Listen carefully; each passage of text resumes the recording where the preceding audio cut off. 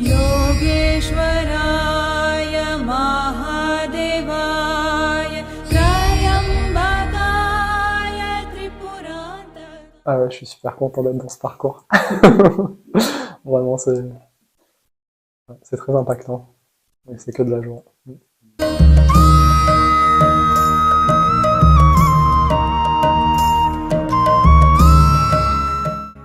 C'est un régal.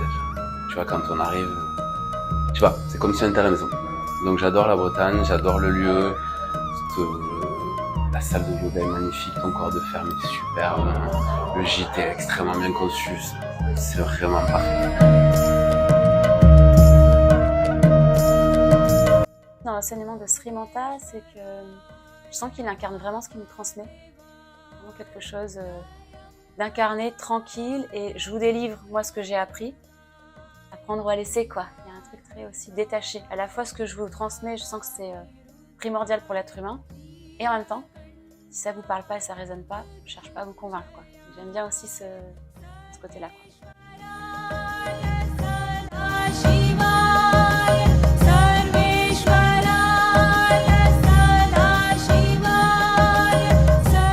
Dans ce stage, il n'y a pas que de la pratique du yoga.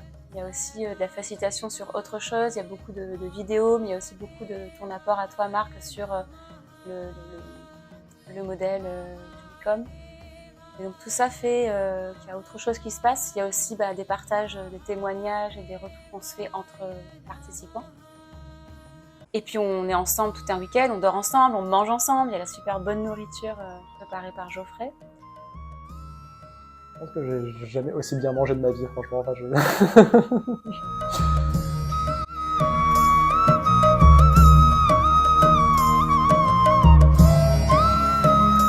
Je vais nous inviter à regarder l'état dans lequel on est maintenant, que ce soit fatigue, joie, tristesse, peu importe, à chaque niveau, comme on se sent là avant, et on regardera après, une fois qu'on aura terminé. Vous me direz si c'est pareil, ou ce qui a changé. J'ai eu une petite émotion de mélancolie. Et en me disant, mais c'est déjà le 3e module, donc ça veut dire que dans 2 modules, on ne se reverra pas. Et j'ai eu une sensation de manque. Et c'est ça qui fait la richesse aussi de ce parcours. C'est cette connexion au groupe qui est super forte. On est tous différents et en même temps, voilà, on se porte. Il y a beaucoup de respect, il y a beaucoup de simplicité entre nous. Voilà, on se montre tel qu'on est, il n'y a pas de masque et je trouve ça cool.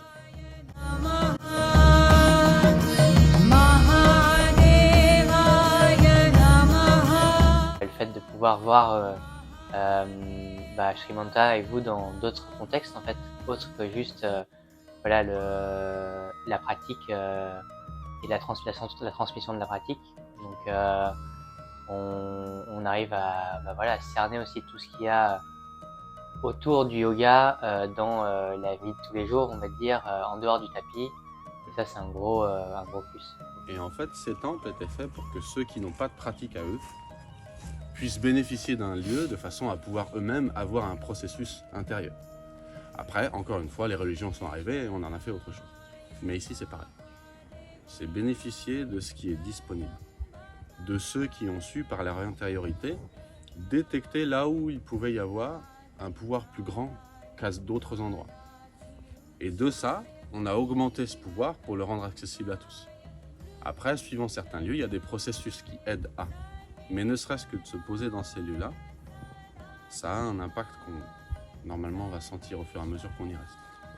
Par moi-même, j'aime beaucoup être dans la nature, j'en ai vraiment besoin, donc de le faire pareil dans ce contexte-là, avec une intention particulière ou une présence particulière au lieu, d'être dans ce ressenti, mais ensemble, et de pouvoir partager nos expériences de ressenti, etc., c'est encore plus riche et ça apporte vraiment beaucoup. Puis ça change, enfin voilà, on prend l'air, on a l'impression qu'on se change les idées et tout, et en même temps on est toujours dans la pratique, mais d'une autre manière. Mahadevaya Namaha Mahadevaya